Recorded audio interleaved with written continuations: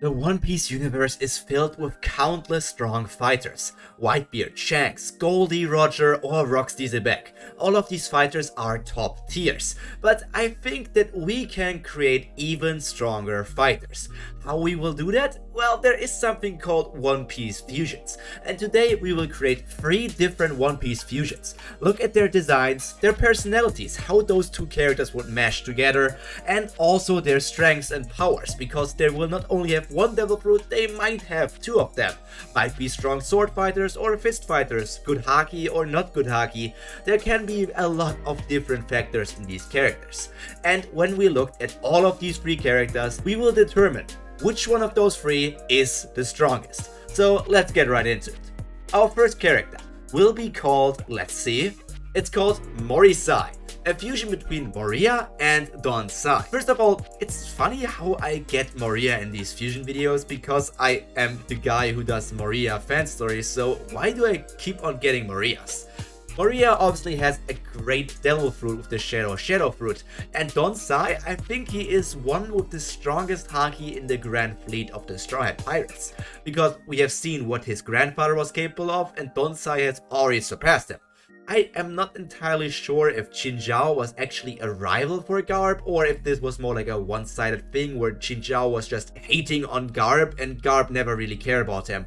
From the design, I think this is... Don Sai doesn't really have the best design. He's classic One Piece. He's not very handsome. He's just like this normal dude. He might be a bit chubby, but that doesn't matter in One Piece.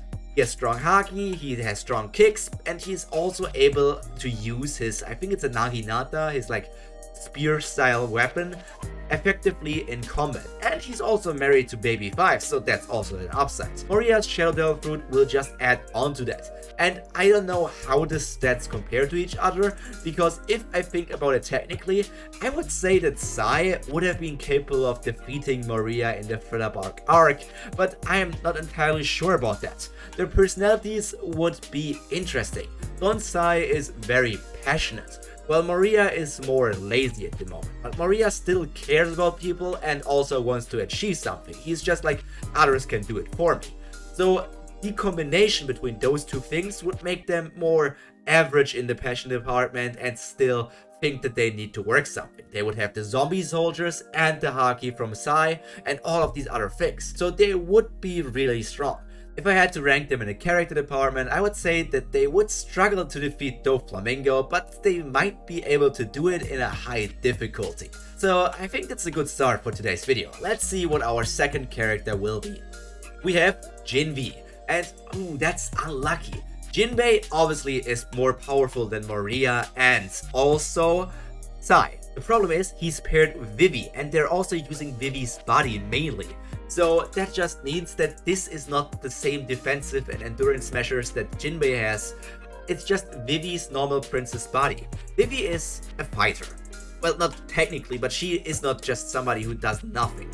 She was working at Baroque Works, and she also managed to get up there to be like a named officer for Baroque Works, and that means that she was decently powerful. Like, if you think about it back with her powers, she might even have been capable of defeating somebody from the East Blue. Like, who did Luffy fight against? She would have been able to, let's say, she would have been able to defeat somebody like Django. Django, obviously. Now the question is, would have she been capable of defeating one of the fishmen? Maybe she could have defeated Chu or somebody else there. So Vivi is not weak, the problem is she obviously is just a downgrade compared to Jinbei's power. Their personalities mesh together quite well because both of them are good-hearted and want to protect people. So I think personality-wise they would be very strong-willed and have a lot of passion.